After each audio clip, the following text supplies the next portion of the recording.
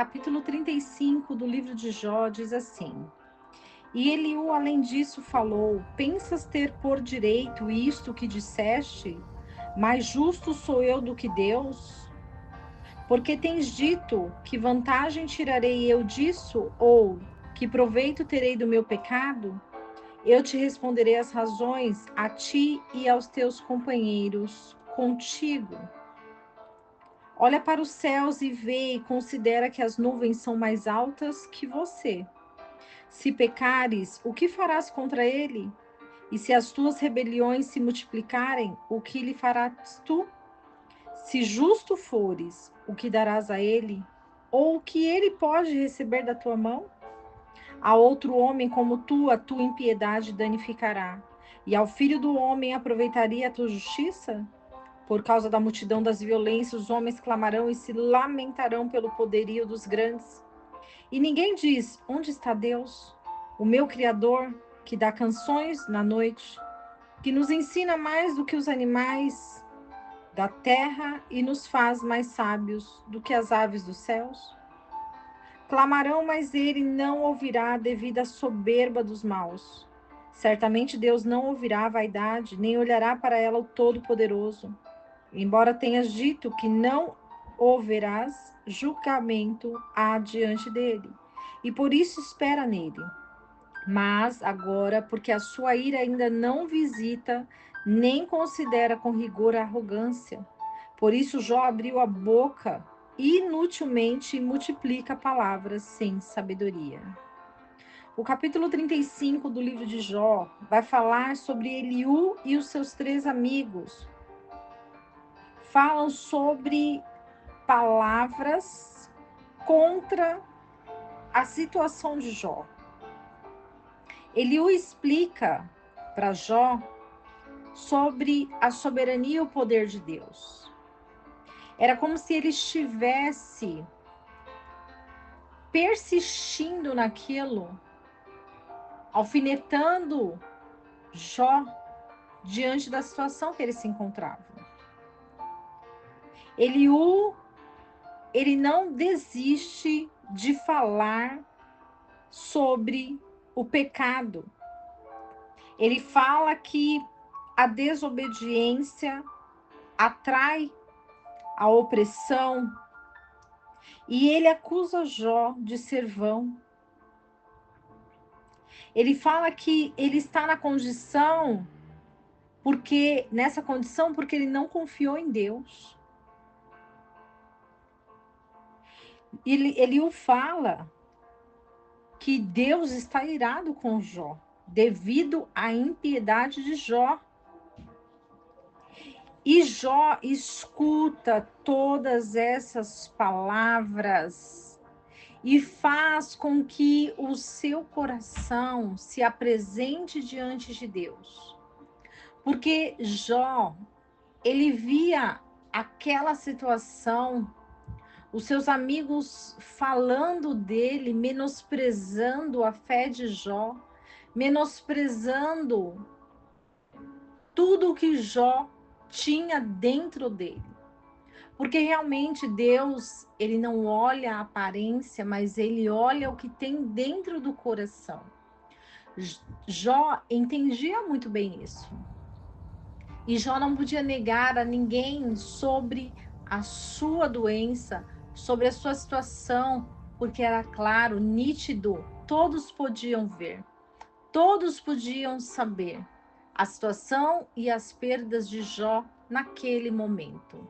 Um momento de cenário de dor, de cenário de deserto, mas Jó permanecia fiel diante da presença do Senhor.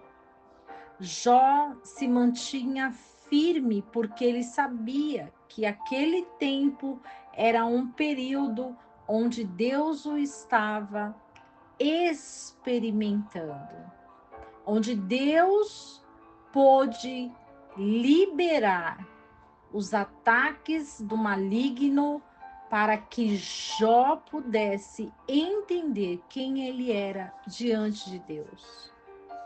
O Senhor, ele vê todas as coisas E ele entende tudo. Por isso Deus ele já via o futuro, onde Jó estava ali. Coisa que os seus amigos limitados não podiam ver. E como os amigos de Jó não podiam ver, diante desse cenário e dessa situação, Jó não blasfemava. Jó compreendia tudo aquilo que os amigos dele estavam falando. Porque no mundo natural, quando se há um pecado, há uma consequência.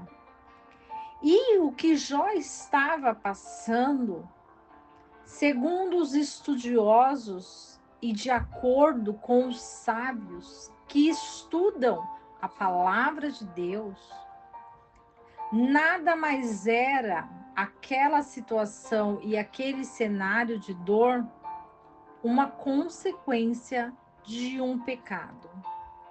E Jó, ele negava insistentemente aos seus amigos que ele não era pecador, ele era inocente. Ele negava qualquer tipo de pecado, qualquer tipo de ação pecaminosa. Porém, os amigos o ignoravam. Os amigos o repreendiam.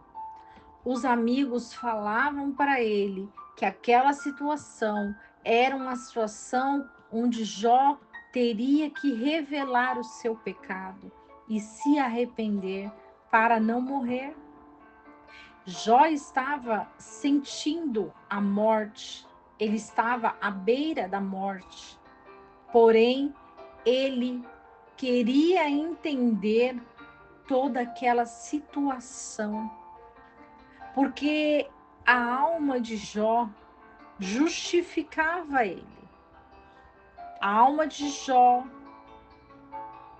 dava créditos a Jó, porque o que Jó trazia na sua memória eram todas as situações que ele viveu para anunciar a palavra de Deus, sendo justo nos seus julgamentos, sendo justo por onde ele andava, porque ele abençoava, ele era um homem abençoador, um homem conselheiro, um homem que estudava a palavra, um homem reto, um homem direito, um homem justo, um homem perfeito, com a sua família, com tudo que tinha, com seus servos.